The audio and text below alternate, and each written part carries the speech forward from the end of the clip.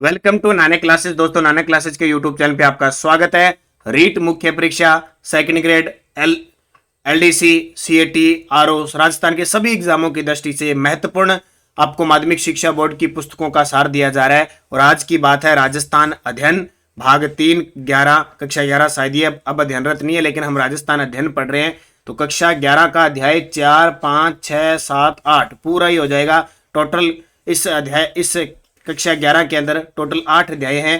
पहले वीडियो मैंने दे दिया 1 से 3 और अभी, क्योंकि वही क्वेश्चन दिए जा रहे हैं जो परीक्षा की दृष्टि से इंपॉर्टेंट है और आपको पहले 9वीं और 10वीं क्लास में मैंने नहीं करवाए, उन्हीं पर चर्चा की जा रही है। तो आज की क्लास बहुत इंपॉर्टेंट होने वाली है। एक बार सारे विद्यार्थी वीडियो को लाइक शेयर कर देना, क्योंकि ये टेस्ट आपको मिलता है। यहाँ पे ध्यान रखना, इस 9 से 12 तक की क्लास का जिस विद्यार्थी ने नहीं लिया है आप जरूर लें। शायद अभी तक भी इस पे लेस चल रहा है, 20% कोई विद्यार्थी लेना चाहता है। तो राजस्थान अध्ययन टेस्ट सीरीज, राजस्थान अध्ययन की कक्षा 9 से 12 की पुस्तकों के चैप्टर वाइज टेस्ट सीरीज चल रही है आपके लिए। उसमें आपको पीडीएफ भी दी जा रही है। तो आप निरंतर अध्ययन करें, ये टेस्ट सीरीज जरूर लें। कम से कम 5 बार आप इसको अटेम्प्ट कर सकते हो।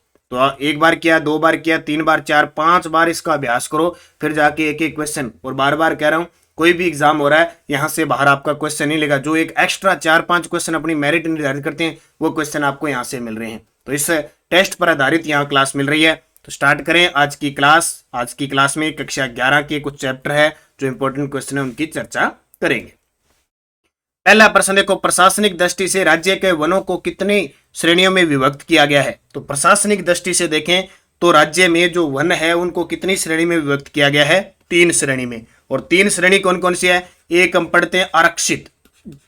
कौन सी? आरक्षित पढ़ते हैं। आरक्षित श्रेणी वो होती है जो पूर्णतः क्या होते हैं? प्रतिबंध होती है, प्रतिबंधित होती है। लगभग 37% के आसपास ही होती है आरक्षित। और आरक्षित वन सबसे ज्यादा उदयपुर में है। एक वन होते हैं संरक्षित वन। कौन से? संरक्षित वन होते हैं जहां पे आंशिक प्रतिबंध होता है वनों की कटाई में, और ये लगभग 56% होती है, 56 पॉइंट कुछ। और ये सबसे ज्यादा 12 जिले में है। और तीसरे वन होते हैं अवर्गीकृत वन। अवर्गीकृत वन होते हैं जिनमें सीधा ही खुले में खुला होता है, काटो करो। अवर्गीवर्तन सबसे कम है। कितनी है? लगभग 6 पॉइंट कुछ ही है। और सबसे ज्यादा बीकानेर में। तो आरक्षित वन सबसे ज्यादा उदयपुर में, संरक्षित 12 में, और अवर्गीकृत वन कहां पे है? बीकानेर के अंदर। आरक्षित वन में पूर्णतः प्रतिबंध होता है। संरक्षित वन में आप लाइसेंस वगैरह से लकड़ी काट सकते हो। अवर्गीकृत में खुल्लम खुल्ला होता है। खुल्लम खुल्ला के चक्कर में सबसे कम वन रहेगी। ठीक है। दूसरा प्रश्न, राज्य में प्रशासनिक दृष्टि से कौन से वन शामिल नहीं? ये प्रश्न पेपर में आए हुए हैं, उसी हिसाब से मैंने प्रश्न बनाए हैं, उसी प्रकार से लेवल रखा है।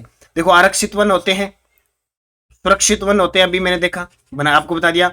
अवर्गीकृत वन होते हैं। प्रशासनिक वन नाम से नहीं होते, प्रशासनिक वनों में बांटा गया। 3 ही प्रकार के वन है, आरक्षित वन, सुरक्षित वन और अवर्गीकृत वन। तो प्रशासनिक तो इनको बांटा गया है प्रशासन की दृष्टि से। और वैसे वनों की बात करें तो सबसे ज्यादा वन उदयपुर में है। प्रतिशत वन पूछे वो भी उदयपुर में है। सबसे कम वन पूछे तो सबसे कम वन है चूरू में। ठीक है। प्रतिशत वन पूछे चूरू में, प्रतिशत वन पूछे जोधपुर में, और दूसरे कम चूरू में। तो दूसरा तीसरा तक ही आपको याद रखना है। खेजड़ा, रोहिड़ा, बबुल, केर किस प्रकार के वन है? अभी वन रक्षक में आया है कि खेजड़ा किस प्रकार के वनों में आता है। देखा होगा आपने, दोनों पेपर में करवा दूंगा अभी, दोनों पेपर जिसमें जिसे जितने 60 70 प्रश्न आए ना करंट के साथ सारे। तो खेजड़ा, रोहिड़ा, बबुल, केर किस प्रकार के वनों में आते हैं? तो जाहिर सी बात है ये सारे शुष्क क्षेत्र के हैं। तो किस प्रकार के होंगे? कंटीले वन, शुष्क कंटीले वन हो जाएंगे। उप उष्ण उपोष्णीय, इनको उपोष्ण कहते हैं या उपोष्ण कहते हैं, एक ही बात है। उपोष्ण या उपोष्ण पर्वतीय वन किस जिले में पाए जाते हैं? तो ये प्रश्न इतना फेवरेट है क्योंकि वन कई 4-5 प्रकार के, उनमें से उप उष्णीय या उपोष्णीय पर्वतीय वन पाए जाते हैं अपने सिर्फ सिरों में। इन्हें आप कह सकते हो उष्ण कटिबंधीय सदाबहार वन भी कह सकते हो। उपोष्ण कटिबंधीय सदाबहार वन भी कह सकते हो। ये सिरोही माउंट आबू क्षेत्र में पाए जाते हैं। इस प्रकार के वनों के पत्तों का उपयोग बीड़ी बनाने में होता है। तो जाहिर सी बात है बीड़ी बनाने में किसका होता है? तेंदू के पत्ते का प्रयोग बीड़ी बनाने में होता है। मिट्टी व जिलों से संबंधित असत्य बताइए। देखो, लाल पीली मिट्टी सोईमाधोपुर, भीलवाड़ा, अजमेर में पाई जाती है, बिल्कुल। लाल लोमी मर्दा डूंगरपुर, उदयपुर में पाई जाती है। लाल व काली मृदा, लाल व काली मृदा चित्तौड़गढ़ उदयपुर में पाए जाते हैं। क्षेत्र विशेष, क्योंकि थोड़ा थोड़ा क्षेत्र सब कहेगा ना, तो जिले विशेष से अंदाजा लगाना। देखो अब काली मृदा हमें पता हड़ौती क्षेत्र में पाए जाते हैं, तो चित्तौड़गढ़ का क्षेत्र आता है ना, भैंसरोड़गढ़ का क्षेत्र। लाल क्षेत्र उदयपुर का आता है। काली मृदा नागौर जैसलमेर, ये बिल्कुल ही गलत है। जब इनसे संबंधित कोई प्रश्न आएगा ना, तो इतना ज्यादा नजदीक नहीं आएगा, जैसे एक हटकर ही आएगा, जैसे हटकर आ गया काली मृदा नागौर जैसलमेर। लाल पीली मिट्टी सवाई माधोपुर, ठीक है। एक हम पढ़ते हैं जलोढ़ मिट्टी। जलोढ़ क्या होती है? मिट्टियां जो नई नदियां भाग कर लाती हैं, नई मिट्टी जलोढ़ मिट्टी होती है, जो सबसे ज्यादा उपजाऊ होती है, जिसको हम खादर कहते हैं। एक होती है पुरानी मिट्टी, उसको कहते हैं बागर, ठीक है, बांगर। निम्न में से कौन सी परंपरागत जल संरक्षण की विधि नहीं है? ये प्रश्न बार बार आ रहा है, अभी वन रक्षक के अंदर भी आया था और यहां से ही उठा रहा है। देखो यही सेम प्रश्न आया था, निम्न में से कौन सी परंपरागत जल संरक्षण की विधि नहीं है? अब परंपरागत अपने परंपरा से तो आ नहीं रहे, अब पता नहीं चलता कौन से क्या एक जैसे नाम है। देखो नाड़ी, बावड़ी और टोबा, ये तीनों ही परंपरागत है। नाली है ना, ये नाली वैसे घग्गर नदी के क्षेत्र को कहते हैं, तो नहीं होगी, ठीक है। नाली जो भेड़ की नस्ल भी है, तो परंपरागत जल संरक्षण की विधि नहीं है। तो नाड़ी, बावड़ी, टोबा तीनों ही परंपरागत है। अब आज ही सुन लेना, अब बाद में कभी प्रश्न गलत मत कर देना। नाड़ी, बावड़ी, टोबा, नाड़ी, बावड़ी, टोबा ये परंपरागत है, नाली नहीं है इसमें। और देखो निम्न में से कौन सी परंपरागत जल संरक्षण की विधि नहीं है? देखो यहां क्या पढ़ा, नाड़ी, बावड़ी, टोबा तीन हो गई। इसके बाद देखो कुई, कुंडी, खड़ीन, टांका, ये सारी परंपरागत जल संरक्षण, जबकि ट्यूबवेल आधुनिक तरीके का है, ठीक है। कुई, कुंडी, खड़ीन, टांका। अब नाम नहीं सुने क्योंकि उस समय जब आप छोटे थे, छोटे क्या पहले थे ही नहीं, ठीक है। कोई 1980 का है, 1985 का है, उस समय 90 तक का है, वहां चलती थी जिनका जन्म हुआ है, लेकिन छोटे थे आप। कुई, कुंडी, खड़ीन, टांका ये सारी परंपरागत जल संरक्षण विधि है, ट्यूबवेल नहीं है। तो ये दोनों मैंने यहाँ पे क्लियर कर दिए, दो प्रश्न से क्लियर कर दिए, और यहीं से घूम फिर के आपको प्रश्न पूछेगा कि खड़ीन भी, कुंडी भी, कुई भी, टांका ये परंपरागत है, और नाड़ी भी, बावड़ी भी, टोबा भी ये भी परंपरागत है, ठीक है। 9 नंबर, खिंचन गांव जोधपुर किस वन्य जीव का आरक्षण केंद्र है? तो खिंचन गांव कुंजा पक्षी के लिए प्रसिद्ध है, और खिंचन गांव से पहली सरपंच भी महिला सरपंच बनी थी छगन बहन, ठीक है। ये भी वन रक्षक में क्वेश्चन आया। राष्ट्रीय मरु उद्यान की स्थापना कब हुई? राष्ट्रीय मरु उद्यान, ये राष्ट्रीय मरु उद्यान, ये राष्ट्रीय उद्यान नहीं है, ध्यान रखना, इसका नाम है राष्ट्रीय मरु उद्यान, जो राजस्थान का सबसे बड़ा अभ्यारण्य है। 3162 वर्ग किलोमीटर में फैला हुआ है, और ये जैसलमेर और बाड़मेर में है, ठीक है। इसको याद रखना, जीवाश्म पार्क या जीवाश्म अवशेष भी मिले, आकलवुड फॉसिल पार्क। तो राष्ट्रीय मरु उद्यान, तो इसकी स्थापना हुई थी 1981 में, ठीक है। अगला, वन्य जीव सुरक्षा अधिनियम 1972 की धारा 37 के अनुसार राजस्थान में कितने अखेट निषेध है? हालांकि ये वीडियो वगैरह मैं सारे दे दी, जो हमारी ये पुस्तक आ रही है अभी अगले 3-4 दिनों में पुस्तक आ जाएगी। इस पुस्तक के अंदर बहुत सारी चीजें, ये जितने भी टॉपिक है रीट के आपके सारे, ये रीट, एलडीसी, आरओ सब में काम आएगा। एक एक पर्सन बैंक आपको एक एक टॉपिक एकदम क्लियर कराऊंगा। किस प्रकार के पर्सन है उसका रिव्यू भी मैं आपको जल्दी दूंगा कि उसमें है कैसे पर्सन, बहुत ही शानदार तरीके से, इसलिए थोड़ा उसमें क्वेश्चन और डाले टाइम मिला। अब देखो, वन्य सुरक्षा अधिनियम 1972 की धारा 37 के अनुसार राजस्थान में अखेट निषेध 33 है। आपसे पूछे वन्य जीव अभ्यारण्य राजस्थान में कितने हैं? 27। मृगवन कितने हैं? 7। कितने मृगवन? 7 है। इसके पूछे बायोलॉजिकल पार्क 4 है, राष्ट्रीय उद्यान 3, टाइगर रिजर्व 4। तो ये सारी याद रखना। कंजर्वेशन रिजर्व 16, ठीक है। ये टोटल जंतुआलय कितने? 5। अगला, मृगवन के बारे में असत्य बताइए। मृगवन 7 है, इसमें असत्य बताना। देखो, संजय उद्यान मृगवन शाहपुरा जयपुर में सही है। सज्जनगढ़ मृगवन उदयपुर में है। अशोक विहार मृगवन जयपुर में है। माचिया सफारी पार्क बीकानेर, ये गलत है। माचिया सफारी पार्क कहाँ पे है? जोधपुर में। एक अमृता देवी मृगवन, वो भी कहाँ पे है? जोधपुर के अंदर।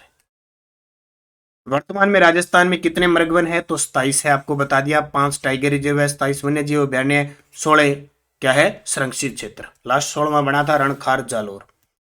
राजस्थान का किन खनिजों में एकाधिकार प्राप्त है? कल ही आया था एक पर्सन वन रक्षक में, 11 दिसंबर में। कल का मतलब वन रक्षक में। राजस्थान का किन खनिजों में एकाधिकार प्राप्त है?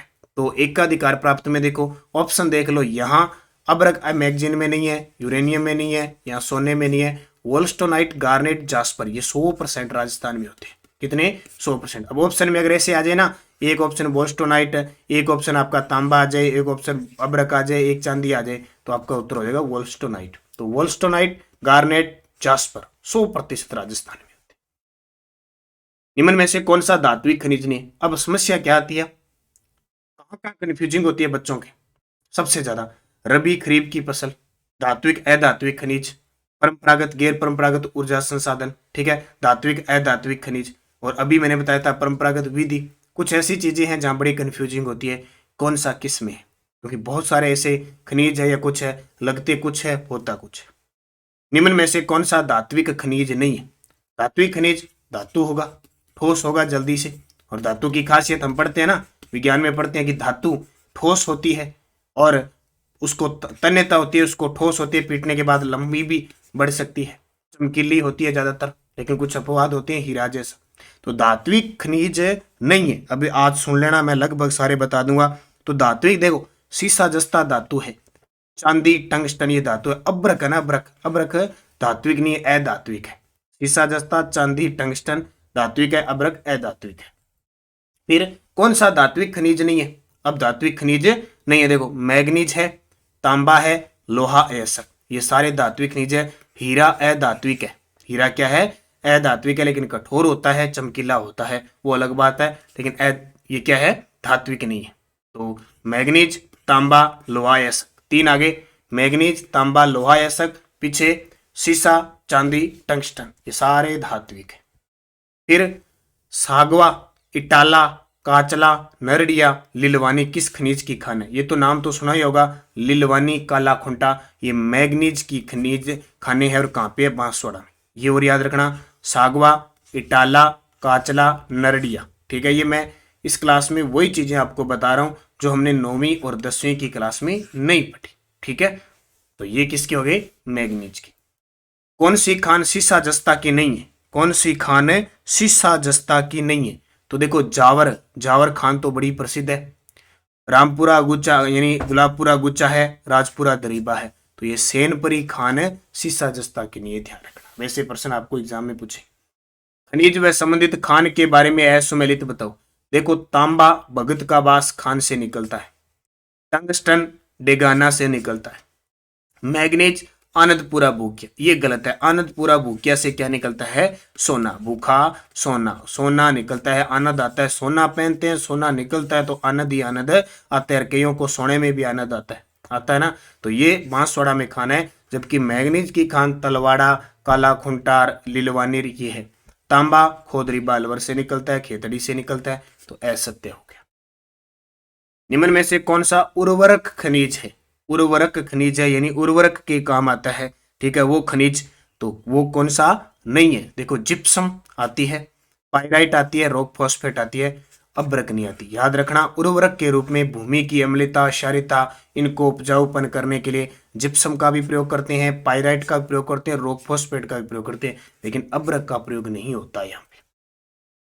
निम्न में से कौन सा बहुमूल्य खनिज नहीं है? अब बहुमूल्य खनिज देखो, पन्ना, तांबड़ा, हीरा, ये तो बहुत बहुमूल्य है, जबकि चूना पत्थर बहुमूल्य नहीं है। चूना पत्थर अधात्विक खनिज है, हालांकि चूना पत्थर सीमेंट बनाने के काम आता है, लेकिन पन्ना, तांबड़ा, हीरा अपने आप में बहुमूल्य खनिज है। और ये कोई विद्यार्थी जनवरी से दिसंबर 2022 की वन लाइनर अगर इंडिया करंट अफेयर्स की पुस्तक लेना चाहता है, SSC JD, CET, LDC, SI bank, SSC CGL, कहीं भी इंडिया करंट अफेयर्स का बोलबाला वन लाइनर पुस्तक है, महज 50 रुपए चार्ज है, नीचे डिस्क्रिप्शन में लिंक है, वहां से आप डाउनलोड कर सकते हैं। निम्न में से कौन सा रासायनिक है? और जो विद्यार्थी रीट की तैयारी कर रहे हैं, मैं आपको एक ही बात बताता हूँ, स्पेशल हमारा रीट का नानक क्लासेज ऐप में बैच चल रहा है, यानी टेस्ट सीरीज चल रही है, लेवल 1 और लेवल 2 के लिए सामान्य अध्ययन की टॉपिक वाइज टेस्ट सीरीज है। आज दूसरा टेस्ट उसका 6 बजे हुआ है, 6 बजे के बाद आप इसको कभी भी दे सकते हो। और इस टेस्ट सीरीज की खासियत है, इसकी व्याख्या आपको रात को 10 बजे यूट्यूब पे प्राप्त होती है, पीडीएफ भी इसकी अगले दिन आपको प्राप्त होती है, इसकी रैंक भी आपको प्राप्त होती है। शाम को 6 बजे जिसने टेस्ट दिया, तो ठीक है, ये टेस्ट सीरीज ले लेना, बड़ी ही शानदार है, रीट के एग्जाम के लिए इंपॉर्टेंट है। और रीट के एग्जाम में ये क्वेश्चन वो डाले जा रहे हैं जो हमारी पुस्तक है आने वाली है, आरपीएससी, माध्यमिक शिक्षा बोर्ड, अधीनस्थ बोर्ड, सबका डाटा इसमें कलेक्शन। अगला देखो, निम्न में से कौन सा रासायनिक खनिज है? निम्न में से कौन सा रासायनिक खनिज है? अब देखो, नमक, जिप्सम, ग्रेनाइट, बेराइट, यहां पे ये लिखा है कि रासायनिक खनिज नहीं है, ये बताना है। तो रासायनिक खनिज नहीं है बताना है। तो यहाँ पे जिप्सम रासायनिक खनिज नहीं है, बाकी ग्रेनाइट, बेराइट और नमक ये क्या है, आपके रासायनिक खनिज है। ठीक है, जिप्सम इसमें नहीं है। किन जिलों में एस्बेस्टोस का उत्पादन होता है? किन जिलों में एस्बेस्टोस जो खनिज है उसका उत्पादन होता है? तो उदयपुर और डूंगरपुर। ये बहुत बार एग्जाम में आया हुआ है। फेल्सपार खनिज का उत्पादन किस जिले में होता है? फेल्सपार खनिज का उत्पादन अजमेर में। Asbestos Udaipur, felspar Ajmer. निम्न में से प्राकृतिक संसाधन कौन से प्रकृति से ऑटोमेटिक ही प्राप्त होता है? तो प्राकृतिक वनस्पति, मृदा, जल, तीनों ही प्राकृतिक संसाधन है, उपयुक्त सभी। जलोढ़ मृदा किसके द्वारा जमा की जाती है? अभी बताया मैंने, जैसे जलोढ़ जैसे जल के द्वारा लाई गई जो मिट्टी होती है उसको हम कहते हैं खादर, और ये नदियों के द्वारा लाई जाती है और सबसे ज्यादा उपजाऊ मानी जाती है, जिसको हम कहते हैं एल्फिसॉल्स। सुमेलित बताइए खनिज और जिला। देखो, रोक फॉस्फेट उदयपुर की जामर कोटड़ा तहसील बहुत प्रसिद्ध है। जिप्सम नागौर, अब्रक भीलवाड़ा, तांबड़ा बीकन। ये गलत है। तांबड़ा जो होता है वो टोंक की राजमहल और सरवाड़ अजमेर यहां है, तो ये असुमेलित हो गया। निम्न में से कौन सा अधात्विक खनिज नहीं है? अब ये पॉइंट नोट करते जाना, बहुत ही शानदार है। ये अधात्विक खनिज नहीं है। देखो तांबड़ा, अब क्या होगा, कैसे कई ऐसे खनिज होंगे जिनका पता नहीं चलता। जैसे तांबड़ा धात्विक है, धात्विक बड़ी समस्या है, लेकिन अधात्विक है। ये लगभग सारे पत्थर है, लेकिन कुछ बहुमूल्य पत्थर। तांबड़ा हो गया, कैल्साइट होगी, पाइराइट, ये अधात्विक है। जबकि टंगस्टन मैं पहले बता चुका हूं, टंगस्टन धात्विक खनिज है। और डेगाना नागौर इसकी मुख्य जो खान है। वुल्फ्रेमाइड इसका एसक है। परंपरागत ऊर्जा स्रोत में शामिल है। अब परंपरागत का मतलब जो परंपरा से ऊर्जा संसाधन में काम आ रहे हैं, और गैर परंपरागत में जैसे नए आ गए आपके, कौन से, जो नए सौर ऊर्जा, पवन ऊर्जा, बायोमास, बायोगैस, ये नए। तो परंपरागत ऊर्जा स्रोत में देखो, कोयला तो भाप से इंजन चलती थी, कोयले से पहले की है।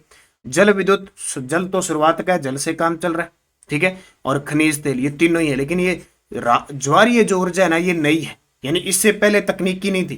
कहने का मतलब, अब ज्वार भाटा पहले भी आता था, हम कह सकते हैं कि सूर्य पहले का भी था, लेकिन ये तकनीक नहीं थी कि सूर्य से हमें ये ऊर्जा मिलेगी। ज्वारीय ऊर्जा, ज्वार भाटा से, ये से समुद्रों से हमें ऊर्जा मिलेगी, हमें पता नहीं था, ठीक है। पता जिसका था, जैसे कोयले से हम ऊर्जा प्राप्त करते थे, जल विद्युत से करते थे, खनिज तेल से करते थे, हमें पता था, तो वो परंपरा से आ गया, ठीक है। तो वो ज्वारीय ऊर्जा, जैसे मान लो पहले वाले बुजुर्ग हैं, आज जो मतलब चाहे महिलाएं हैं, चाहे पुरुष जीन्स पैंट पहनते हैं या कुछ भी नए तरीके के सिस्टम सारे पहनते हैं, ठीक है। पहले वाले बुजुर्ग है वो सर के ऊपर पोतिया रखते थे, सापा रखते थे, आज टोपी लगाते हैं, ठीक है। तो ये क्या होगी, ये पोतिया वगैरह परंपरागत होगी, ये हमारी तकनीक आ गई, ये गैर परंपरागत होगी। ऐसे कोई चीजें थी या नहीं थी, प्रयोग नहीं करता। जैसे पहले मटके का प्रयोग होता, अब धीरे धीरे ये मटका समाप्त होने लगा। आरओ वगैरह या वाटर कूलर वगैरह ये सिस्टम आ गए सारे, तो धीरे धीरे परिवर्तन होता जा रहा है, ठीक है। वो परंपरागत और गैर परंपरागत से, तो ज्वारीय ऊर्जा अब नहीं है। कौन सा कौन सा गैर परंपरागत ऊर्जा स्रोत नहीं है?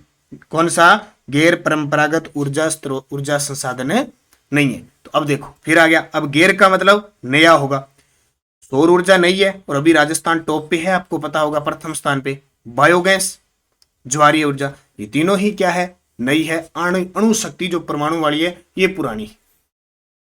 वह कोयला जिसमें 45 से 55% कार्बन की मात्रा होती है, जिसे भूरा कोयला भी कहते हैं, जिसे यानी 55 से 45% कार्बन की मात्रा होती है, तो वो होता है लिग्नाइट कोयला। क्योंकि कोयले 4 प्रकार के होते हैं। एंथ्रेसाइट जो 90 से 100% उसमें होती है कार्बन की मात्रा। फिर होता है बिटुमेन्स जिसमें 60 से 70 के आसपास होती है। फिर तीसरा होता है लिग्नाइट 45 से 55, और एक होता है पीट कोयला जो सबसे घटिया किस्म का हम मानते हैं। तो कार्बन की मात्रा भूरा कोयला, ये प्रश्न बहुत बार आता है, किस कोयले को भूरा कोयला कहते हैं? लिग्नाइट। राजस्थान के बीकानेर में पलाना क्षेत्र में लिग्नाइट कोयला सर्वश्रेष्ठ किस्म का है। आपसे पूछे राजस्थान में कोयला लिग्नाइट, भारत में कोयला बिटुमेन्स। पलाना बीकानेर किस ऊर्जा संसाधन के खनन के लिए जाना जाता है? कोयले के लिए, ठीक है। सर्वश्रेष्ठ लिग्नाइट प्रकार का कोयला निकलता है। कोटा सुपर थर्मल विद्युत परियोजना का प्रारंभ कब हुआ? कोटा सुपर थर्मल पावर है, उसकी शुरुआत कोटा 1978 में हुई थी। वर्तमान में सूरतगढ़ से सबसे ज्यादा बिजली उत्पादित हो रही है, जबकि छबड़ा 12 सबसे ज्यादा यानी तापीय विद्युत ऊर्जा उत्पादन की क्षमता रखता है। उत्पादन क्षमता सबसे ज्यादा छबड़ा 12 की, सबसे ज्यादा सूरतगढ़ की, सबसे पुराना Kota super thermal power. Gujarat, Madhya Pradesh, Rajasthan की संयुक्त एक सतपुड़ा विद्युत गृह परियोजना है, उसमें राजस्थान को कितनी विद्युत प्राप्त होती है? अभी ताजा प्रश्न आया पेपर में, सतपुड़ा विद्युत परियोजना राजस्थान, मध्य प्रदेश, गुजरात की है। इससे राजस्थान को कितनी मिलती है? 125 मेगावाट। कितनी? यहाँ पॉइंट वगैरह में हो सकता है, लेकिन इस पुस्तक के हिसाब से मैं बता रहा हूं 125 मेगावाट। बीकानेर के पलाना क्षेत्र में कितने मेगावाट का ताप विद्युत गृह स्थापित है? बीकानेर के पलाना क्षेत्र में, और आपको पता है पलाना बीकानेर के आसपास यहाँ पे एक मेगा फूड पार्क का भी प्रस्तावित है, मेगा फूड पार्क। तो पलाना बीकानेर से कितनी? 60 मेगावाट। 1996 में जैसलमेर का कमली ताल चर्चा में रहा था। जैसलमेर का कमली ताल चर्चा में रहा था गैस उत्पादन की चक्र। ठीक है, गैस उत्पादन के लिए कमली ताल चर्चा में रहा था। नाम आ जाए कमली ताल, ध्यान रखना। वायुतु क्षेत्र बाड़मेर में तेल भंडारों की खोज किस कंपनी ने की? आपको पता है राजस्थान पूरे भारत में तेल भंडार की दृष्टि से दूसरे स्थान पे कच्चे तेल। पहले पे बॉम्बे आई है, लगभग 39 से 40% तेल का, कच्चे तेल का उत्पादन है। 2 नंबर पे अपने बाड़मेर जिले में है, लगभग 22 से 23%। ठीक है, पेपर में आ जाता है 20% से अधिक, और खास करके मंगला तेल कुआ है जो। तो राजस्थान में 14 जिले हैं वो तेल क्षेत्र से काम कर रहे हैं, और क्षेत्र पूछे तो 12 है। ठीक है, जिले 14। तो ये कौन सी काम करी है? केर्न कंपनी, एनर्जी कंपनी है बाड़मेर में, वायुतु क्षेत्र। अंता 12 विद्युत परियोजना के बारे में सत्य कथन बताइए। पेपर में सीधा ही आता है कि राजस्थान की गैसीय आधारित विद्युत परियोजना है अंता। प्रश्न आता है गैसीय आधारित अंता कहां पे स्थित है? विद्युत परियोजना 12 में। तो ये गैस पर आधारित विद्युत परियोजना है। प्रथम इकाई का निर्माण 21 जनवरी 1989 को हुआ। प्रथम इकाई से 88 मेगावाट विद्युत उत्पादन होती है। कुल उत्पादन क्षमता 413 मेगावाट है। उपयुक्त सभी सत्य है। उपयुक्त सभी सत्य है। अगला प्रश्न देखो, भाखड़ा नागल परियोजना के बारे में सत्य कथन बताइए। तो भाखड़ा नागल परियोजना पंजाब, हरियाणा, राजस्थान की संयुक्त परियोजना है। गंगानगर, हनुमानगढ़, चूरू, बीकानेर जिलों को विद्युत प्राप्त होती है। आपसे पूछे सिंचाई में सबसे ज्यादा लाभ किसको मिलता है? हनुमानगढ़ को। राजस्थान को 168.5 मेगावाट विद्युत प्राप्त होती है। अब थोड़ी बहुत इधर उधर हो सकती है, लेकिन ये पुस्तक ये बता रही है 168.5 मेगावाट सभी सत्य। पहले तो याद रखना, भाखड़ा नागल परियोजना पंजाब, हरियाणा, राजस्थान की संयुक्त परियोजना है। गंगानगर, हनुमानगढ़, चूरू, बीकानेर यानी संभाग आ गया, लगभग बीकानेर संभाग मान के चलो, सारा ही आ गया मान के क्या चलो। बीकानेर संभाग को क्या मिलती है? विद्युत। लेकिन सिंचाई से लाभान्वित है सबसे ज्यादा हनुमानगढ़, और राजस्थान को 168.5 मेगावाट विद्युत प्राप्त होती है। सभी सत्य है। बांसवाड़ा के बोरखेड़ा में स्थित माही विद्युत परियोजना से विद्युत उत्पन्न होती है। ये बहुत ही इंपॉर्टेंट है। माही बजाज सागर बांध याद रखना, बांसवाड़ा के बोरखेड़ा गांव में है। ठीक है, किस नदी पर? माही नदी पर। और अभी प्रश्न आया था माही नदी पर एक बांध बनाया जाता है अनास नदी पर। अभी प्रश्न आया करंट का। और एक प्रश्न आया कि माही नदी पर पहले जो नदी मिलती है दाईं या बाईं तरफ, ईरी नदी। ये प्रश्न आया है अभी। ठीक है, ये भी याद रखना। इस पे मध्य प्रदेश गुजरात और राजस्थान का संयुक्त परियोजना है ये याद रखना। इससे 144 मेगावाट बिजली मिलती है, जो सारी की सारी राजस्थान को मिलती है। जल का बंटवारा हिसाब से पूछे तो 45% राजस्थान का, 55% है गुजरात का। ये सारे प्रश्न पेपर में आते हैं। इसी माही से एक भीखा भाई सागवाड़ा नहर निकली है, जो लाभान्वित करती है डूंगरपुर को। बोरखेड़ा के अंदर बना हुआ। राजस्थान, पंजाब, हरियाणा की संयुक्त परियोजना व्यास परियोजना से राजस्थान को कुल कितनी? देखो, राजस्थान, पंजाब, हरियाणा की संयुक्त परियोजना है व्यास परियोजना। और व्यास परियोजना पे अलग अलग बांध बने हुए हैं, नांगल बांध, पड़ोह बांध। टोटल मिला के सारी राजस्थान को 408 मेगावाट बिजली मिलती है। टोटल, एक की नहीं है, सारी। किसकी परियोजना है? राजस्थान, पंजाब, हरियाणा की संयुक्त परियोजना है। कौन सी परियोजना? व्यास परियोजना, 408 मेगावाट। नर्मदा नहर परियोजना से राजस्थान के लाभान्वित जिले। ये बहुत ही इंपॉर्टेंट प्रश्न है अपने लिए। क्यों? एक तो राजस्थान की पहली ऐसी नहर परियोजना है जिससे 100% सिंचाई फव्वारा पद्धति से होती है। ठीक है, स्प्रिंकलर है, फव्वारा पद्धति से होती है, बूंद बूंद सिंचाई पद्धति से। राजस्थान में इसका हिस्सा 0.50 MAF। एक ये याद रखना, ये प्रश्न आ चुका है पेपर में। ठीक है, इसके अलावा ये नर्मदा नहर परियोजना राजस्थान के बाड़मेर और जालोर जिले लाभान्वित होते हैं। ये प्रश्न आता है, तो ये सारे याद रखना। राजस्थान का पहला व देश का दूसरा परमाणु संयंत्र कहाँ स्थापित है? तो आप राजस्थान का पहला और राजस्थान का दूसरा कहाँ पे? रावतबाटा में। किसके सहयोग से? कनाडा के सहयोग से इसकी शुरुआत हुई। देश का दूसरा क्यों है? क्योंकि देश का पहला तारापुर महाराष्ट्र है। राजस्थान में संचालित रावत भाटा परमाणु ऊर्जा संयंत्र के बारे में कथन बताना है आपको। यह कनाडा के सहयोग से संचालित है। बिल्कुल, यह देश की पहली परियोजना है जो प्राकृतिक यूरेनियम भारी जल D2O प्रशीतन द्वारा संचालित है। राजस्थान है कि यानी देश की पहली परियोजना है जो प्राकृतिक यूरेनियम भारी जल D2O व प्रशीतन द्वारा संचालित है। याद रखना, D2 भारी जल से पूछ ले पेपर में सीधा। और इसकी पहली इकाई 11 अगस्त 1972 को प्रारंभ की गई थी, जिसकी क्षमता 400 मेगावाट थी। वर्तमान में इसकी 6 इकाइयां कार्यरत है। 7वीं और 8वीं क्या है? निर्माणाधीन है। तो 1 2 3 4। रेडा, अभी ताजा आपने देखा है, राजस्थान ऊर्जा विकास एजेंसी। रेडा, READ, राजस्थान ऊर्जा विकास एजेंसी की स्थापना कब हुई? 1985। एक है RSPCL, इसकी स्थापना 1995।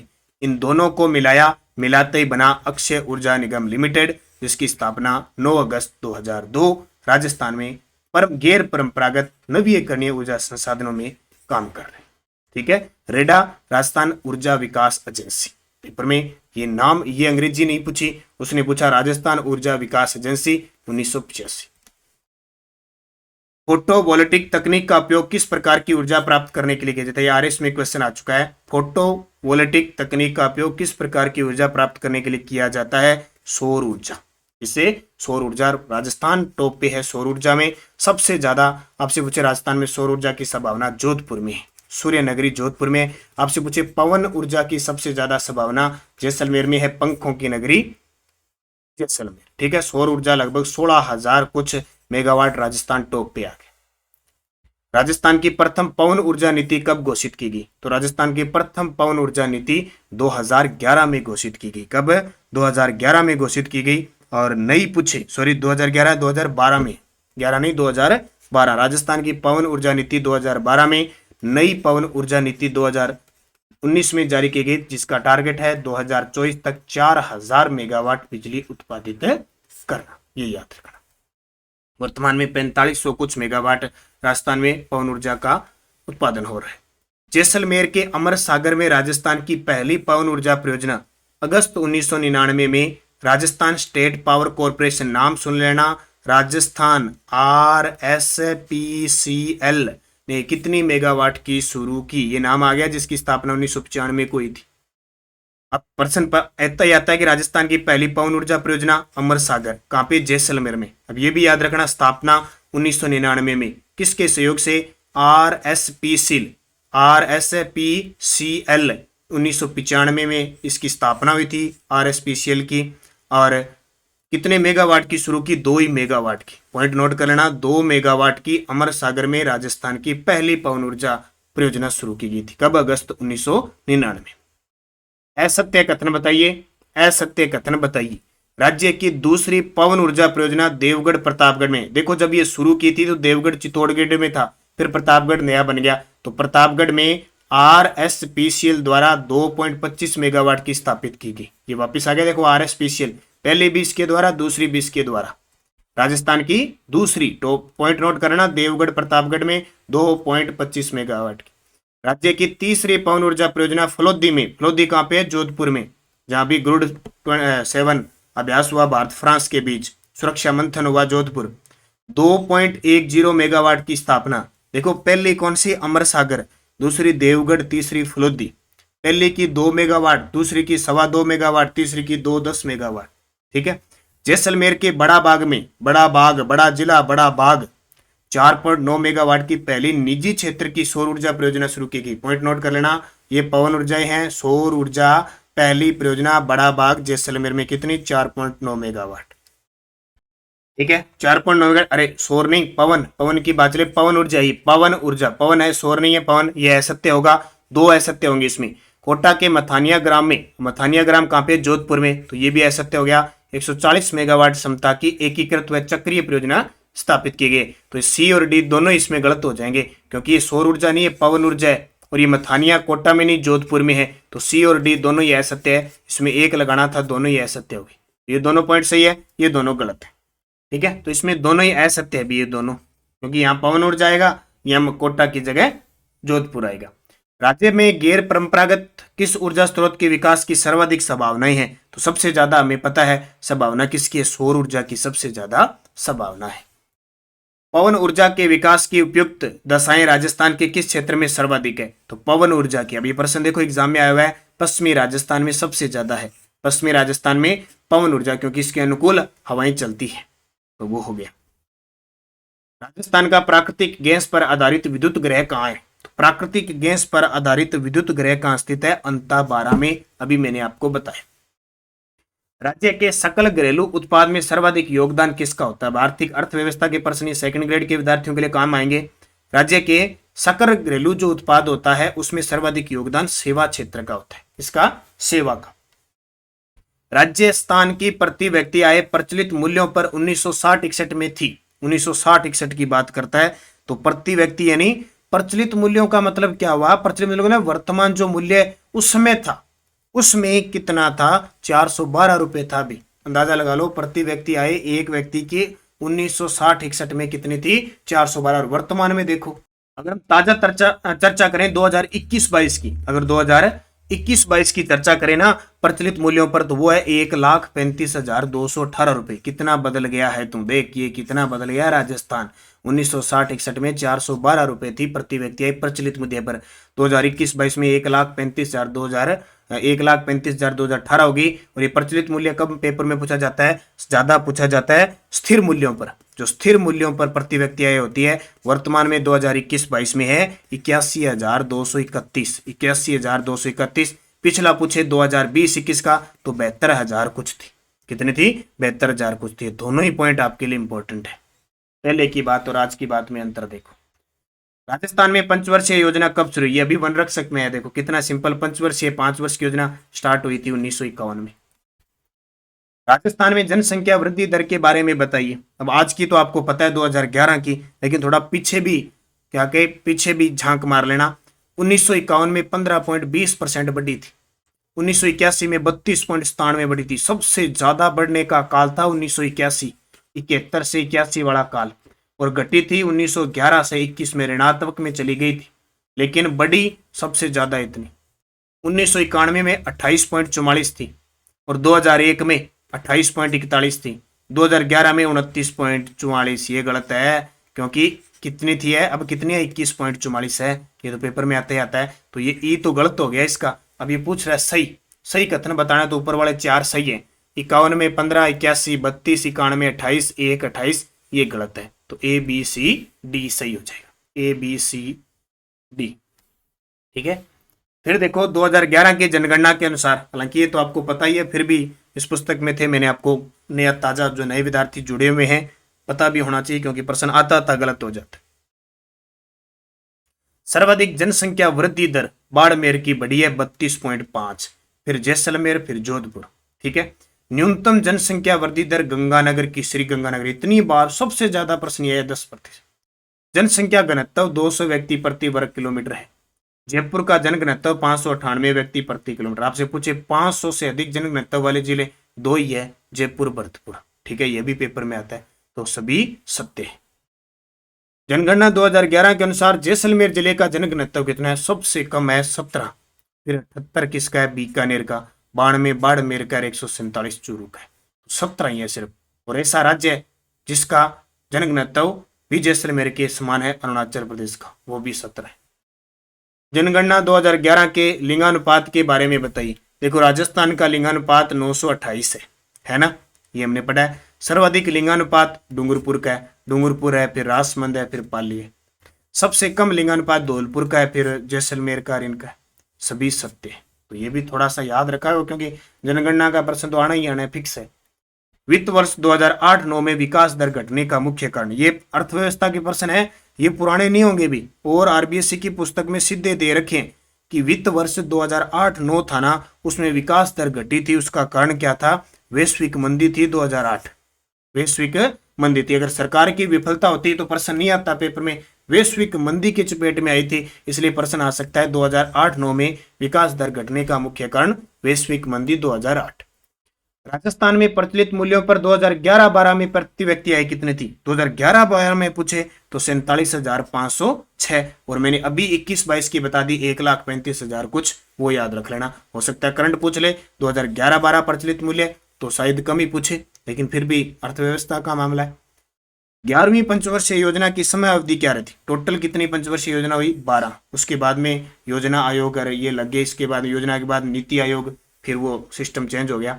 तो 11वीं पंचवर्षीय योजना जो रही थी वो रही थी 2007 से 12, क्योंकि लास्ट उसके बाद में रही थी 12 से 17 12वीं पंचवर्षीय योजना। तो 11वीं पंचवर्षीय योजना से प्रश्न बहुत बार पूछे जाते हैं 2007 से 2012।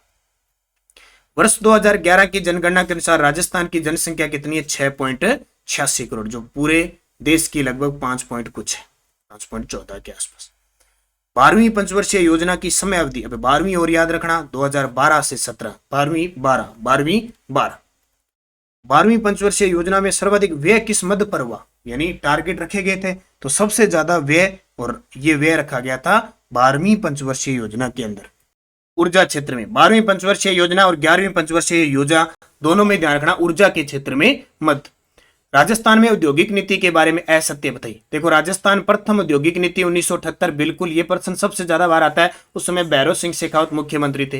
राजस्थान की दूसरी औद्योगिक नीति 1991, ये भी सही है। तीसरी औद्योगिक नीति 1994, चौथी औद्योगिक नीति 1988, ये गलत है। चौथी औद्योगिक नीति 1988 में, फिर 2015, 19 है, ये औद्योगिक नीति लगातार आती गई है। लास्ट औद्योगिक नीति 2019 आई हुई है, तो ये चौथा गलत है। फैशन फॉर डेवलपमेंट योजना का संबंध किससे है? यानी किस विभाग के द्वारा फैशन फॉर डेवलपमेंट योजना की शुरुआत हुई थी? खादी व ग्रामोद्योग बोर्ड के द्वारा शुरू हुई थी। ये प्रश्न देखो इस प्रकार घुमाया जा सकता है आपके लिए। वर्ष 2008-9 में कितने जिलों में अकाल से जनसंख्या प्रभावित हुई? ये भी शायद वीडियो मेंस पता नहीं प्री में आया था। ये देखो प्रश्न अब यहां से उठाया है। वर्ष 2008-9 में कितने जिलों में अकाल से जनसंख्या प्रभावित हुई थी? तो 12 जिले हुए थे। कितने? 12 जिले प्रभावित हुए थे इससे। अब 12 में सबसे ज्यादा प्रभाव था 100%। कौन सी फसल खरीफ की नहीं है? अब आ गया ना, परंपरागत, गैर परंपरागत, धात्विक, अधात्विक, खरीफ, रबी, ये आपको याद रखना है। अब देखो खरीफ की फसल, पहले तो आपको खरीफ की फसल ये याद रखनी है कि कब बोई जाती है। ये मई जून में बोई जाती है और अक्टूबर नवंबर में काटी जाती है खरीफ की फसल। तो कौन सी फसल खरीफ की फसल नहीं है? देखो मूंगफली है, गन्ना भी है और तिल भी है। अलसी है, वो रबी की फसल है। अलसी रबी की फसल है, ध्यान रखना। अलसी, राई, सरसों, अलसी, राई, सरसों, तीनों रबी की है। कौन सी खरीफ की फसल नहीं है? अब फिर आ गया। अब बड़ी समस्या होती है, सोयाबीन, सूरजमुखी, तारा मीरा आ जाए ना, ये सबसे ज्यादा कंफ्यूज करती है। अब जो खेती से जुड़ा है उसको तो पता है, जो शहरों में रह रहा है जिसने पता ही नहीं है कि इस फसल का पत्ता कैसा होता है, इस फसल का बीज कैसा होता है, उसके लिए बड़ी समस्या है। ठीक है, कौन सी खरीफ की फसल नहीं है? तो देखो सूरजमुखी, मोठ और मक्का, ये खरीफ की फसल है। तारा मीरा, कौन सी? तारा मीरा, ये रबी की। देखो तारा मीरा, अलसी, राई, सरसों, सारों में तेल निकलता है। ये इतना तेल तो सारों रबी में निकलता है। ठीक है, निम्न में से कौन सी फसल सर्वाधिक गंगानगर और हनुमानगढ़ में होती है? तो गंगानगर और हनुमानगढ़ में वैसे तो गन्ना भी होता है, गन्ना आपके पास नहीं है तो आप कपास उत्तर है, ऑप्शन के हिसाब से लगाना है आपको। राज्य के औद्योगिक विकास गति को देने वाली शीर्ष संस्था। अब ये प्रश्न देखो घूम फिर के बार बार आ रहा है, और कक्षा 11 की ये पुस्तक में ना सीधा दे रखा है कि रिक्को है जो औद्योगिक विकास को गति देने वाली शीर्ष संस्था है। रिक्को की स्थापना पहले 1969 को हुई थी। मैं बार बार कह रहा हूँ, खनिज विकास विभाग लिमिटेड के साथ, लेकिन जैसे 1979 में खनिज विकास लिमिटेड अलग हुआ, 1980 में ये स्वतंत्र रूप से बन गई रिक्को। ठीक है, रिक्को।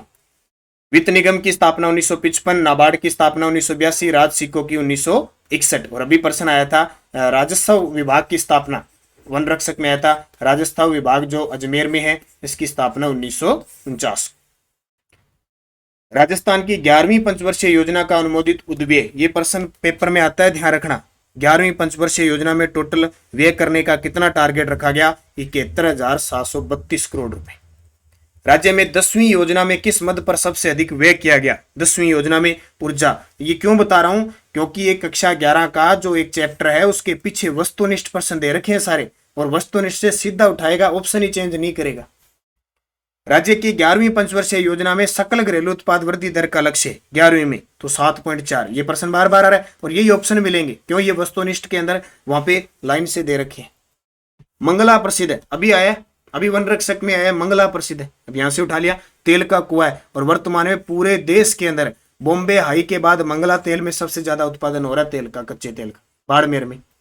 राजस्थान में कृषि व संबंधित क्षेत्र वृद्धि दर ऋणात्मक रही, यानी कौन सा वर्ष था जिसमें कृषि और संबंधित क्षेत्र का मतलब पशुपालन, मत्स्य पालन, उनमें ऋणात्मक विकास हुआ, वृद्धि रही ऋणात्मक 2005-6 में।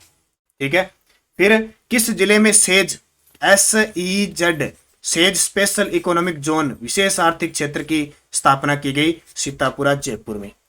और चौपंकी भिवाड़ी विशेष औद्योगिक समूह, और ये पर्सन जो विद्यार्थी वीडियो प्री पता नहीं मेंस दे के आया था यहां से टपकाया उसने, और एक ही पार्क दे रखा है होजरी पार्क, ये होजरी पार्क एक ही दे रखा है, इसने और दिया नहीं, यहां से उठा लिया। तब मैं बार बार ये माध्यमिक शिक्षा बोर्ड की पुस्तकों का अध्ययन आपको लगातार करवा रहा हूं, और मैं आपको लगातार गुजारिश कर रहा हूं कि हमारी जो टेस्ट सीरीज है ये लेना न भूलें भाई, टेस्ट सीरीज लेना, बार बार अध्ययन कर लेना, आपका बेड़ा पार हो जाएगा। और ये पुस्तक जल्द ही बाजार में आ रही है, पुस्तक तो आपके लिए रामबाण साबित होगी। ये जितना भी मैं मटेरियल करवा रहा हूँ वहां इसमें अंदर आपको मिलेगा। अभ्यास के लिए बहुत ही शानदार है, रिव्यू मैं करवाऊंगा। जैसे एक टॉपिक है, टॉपिक के 100% है, 100% का अभ्यास करें, पीछे लास्ट में इसकी उत्तर दे दिए मैं, बहुत ही शानदार। थोड़ा सा समय लग रहा है, 20 तारीख को उपलब्ध हो जाएगी आपको। ठीक है, होजरी पार्क, चौपंकी भिवाड़ी अलवर, ये यहां से पूछा है। राज्य में 2011-12 में खाद्यान्न उत्पादन प्रावधानिक था। 2011-12 में खाद्यान्न पूछे तो कितना? 209.45, और अभी ताजा पूछे 2021-22 225 मैट्रिक टन। ये क्या होता है? अनुमानित होता है। राजस्थान की सबसे बड़ी वार्षिक योजना कौन सी थी? प्रश्न घूमेगा अर्थव्यवस्था में, सेकंड ग्रेड में, या जहां भी अर्थव्यवस्था का नाम है ना वहां ये प्रश्न पूछेंगे कि राजस्थान में सबसे बड़ी वार्षिक योजना कौन सी थी? 2011-12, 2011-12 वार्षिक योजना थी, ध्यान रखना। कौन सी? 2011-12।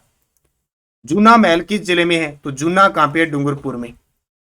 राज्य पर्यटन निदेशालय की स्थापना कब हुई? 1955। राजस्थान राज्य पर्यटन विकास निगम लिमिटेड की स्थापना कब हुई? राजस्थान राज्य पर्यटन विकास निगम लिमिटेड की स्थापना कब हुई? 1979 के अंदर। और राजस्थान में पर्यटन को उद्योग का दर्जा कब दिया गया? 1989 में मोहम्मद यूनिस समिति की सिफारिश पर। और जन उद्योग का दर्जा कब दिया? 2004 में। राज्य में हेरिटेज होटल कब शुरू हुई? राज्य में हेरिटेज होटल योजना कब शुरू हुई? हेरिटेज होटल योजना शुरू हुई थी कब? 1991 में। राज्य की प्रथम पर्यटन नीति, ये बार बार प्रश्न आ रहा है, राज्य की प्रथम पर्यटन नीति सन 2001 के अंदर जारी हुई थी। और राज्य की प्रथम महिला नीति सन 2000 के अंदर। औद्योगिक नीति 1978 के अंदर। पेइंग गेस्ट योजना 1991। राज्य सरकार द्वारा होटल नीति, वो हेरिटेज होटल थी, ये होटल नीति कब जारी की गई?